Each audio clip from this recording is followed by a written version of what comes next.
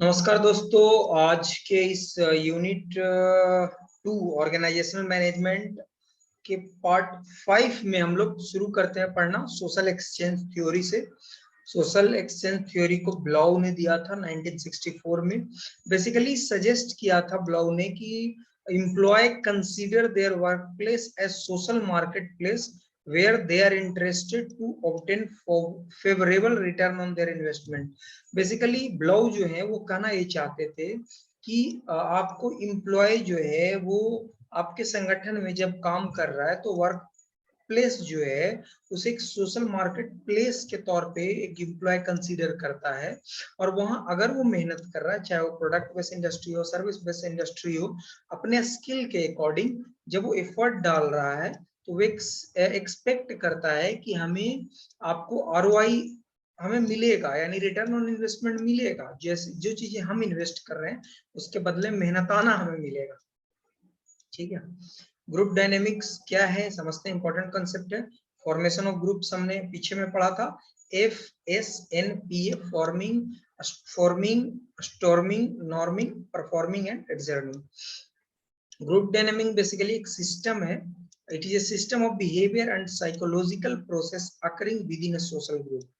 आपको क्यों लोग ग्रुप को ज्वाइन करता है उसके काफी सारे वजह हो सकते हैं, security, self esteem, power, status, affiliation, गोल अचीवमेंट। कई बार आज के समय में आप सुनते होंगे कि संगे शक्ति कल जुगे, माने आज ये जो समय है उसमें अगर आपके पास यूनिटी है तो आपके पास पावर है, आप एकजुट हैं तो आप लंबा चलेंगे। कई लोग बोलते हैं ना कि अगर आपको सफर में अगर आपको तेजी से जाना है तो अकेला चलिए, अगर दूर तक जाना है तो साथ में चलिए।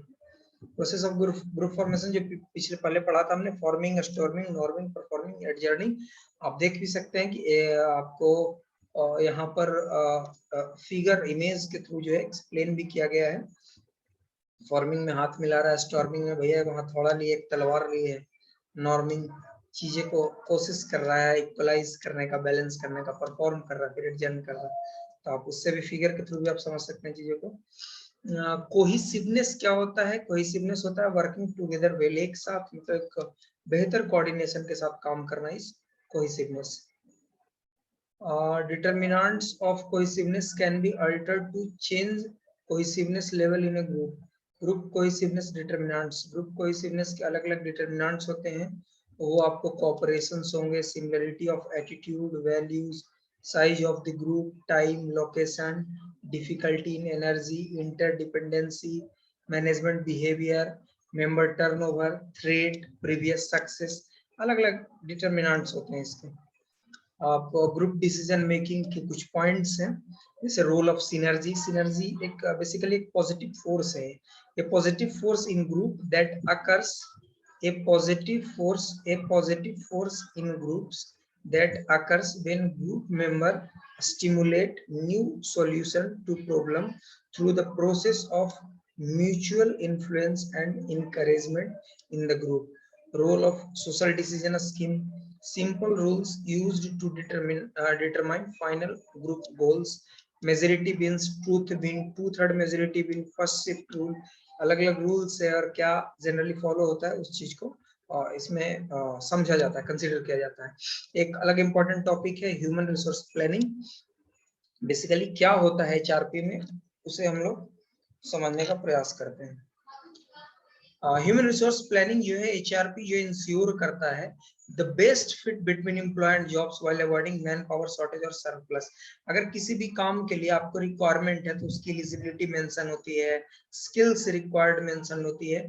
तो बेसिकली इस एचआरपी जो इंश्योर करता है कि आपकी रिक्वायरमेंट के अकॉर्डिंग बेस्ट फिट क्या है, सुटेबल कैंडिडेट क्या हो सकता है। 4 जनरल स्टेप्स हैं एचआरपी के। पहला क्या है?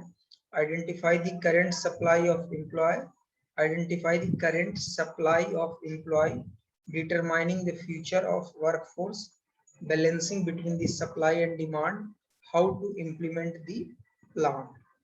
ठीक है। ह्यूमन रिसोर्स प्लानिंग के प्रोसेस है। Objective of human resource planning, current man power inventory, forecasting demand and supply, man power gaps, employ plan, training and development, appraisal of man power, फिर रिपीट होता है। यानी क्या है स्टेप्स? ऑब्जेक्टिव पहले, objective of human resource planning, current man power inventory, forecasting demand and supply, man power gaps, employ plan, training and development, appraisal of man power planning. Purpose of HRP, HRP का purpose क्या है? To maximize the use of human resources and ensure their ongoing development, to secure the production capacity required to support organizational objectives, to synchronize human resources activities with the organizational objective, to increase the organization productivity। ये कुछ purpose है इसके। Requirement क्या है process का?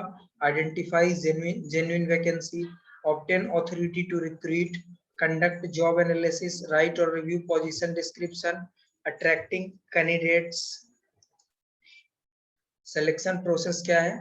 setting criteria and strategy, shortlisting candidates, conducting selection method, reference and pre-employment check, offering employment, induction process क्या होता है? induction जैसे आपको कोई भी ऑर्गेनाइजेशन में शुरुआत होती है उससे पहले एक ओरिएंटेशन प्रोग्राम होता है, उसके बाद इंडक्शन प्रोग्राम होता है।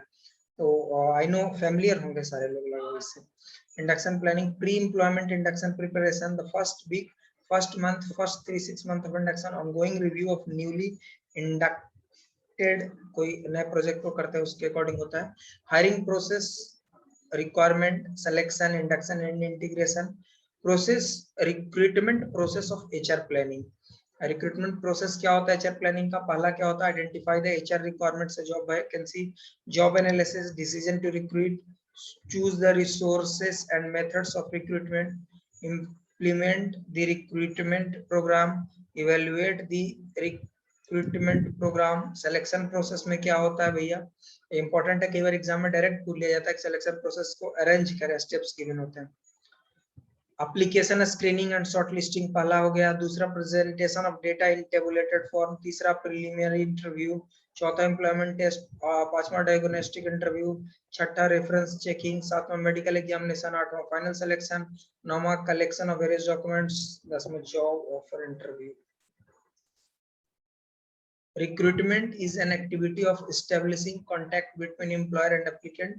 Selection is a process of picking up more competent and suitable employee. Induction क्या है? Induction एक technique है by which a new employee is rehabilitated into his surrounding and introduced to practice policies and purposes of the organization. Orientation क्या है? Orientation एक process है, ये process of acquainting new employee with the organization। कोई भी नए लोग आते हैं तो उनको जो आपकी ऑर्गेनाइजेशन की क्या रूल है, क्या कल्चर, उस चीज को समझाते हैं। तो ओरिएंटेशन प्रोग्राम के अंदर लोगों को इंट्रोड्यूस करवाना जो इम्पोर्टेंट आपके ऑर्गेनाइजेशन के अंदर में रूल है, तो it will be considered under orientation. Training क्या है भैया? activities designed to provide learner with the knowledge and the skill needed for their present jobs। development क्या है? learning that goes beyond today's jobs and has a more long term focus। Method, training के दो method हैं, on the job training, off the job training. On the job training job rotation, coaching, job instruction, commit assignments, internship training. Off job में case study, incident में role play in basket, business game, grid training, lecture, simulation, इस तरीके से अलग अलग process है। आपको training process के 5 अलग अलग स्टेप्स हैं, और इसके अलावा और क्या क्या इंपॉर्टेंट स्टेप्स है उसको हम लोग नेक्स्ट और आखिरी वीडियो में पढ़ेंगे। तो जुड़ रहे हमारे चैनल के साथ। अगर आपको पीडीएफ चाहिए तो व्हाट्सएप नंबर है, उसमें मैसेज कर सकते हैं, आपको फ्री ऑफ कॉस्ट पीडीएफ भी अवेलेबल करवाएंगे।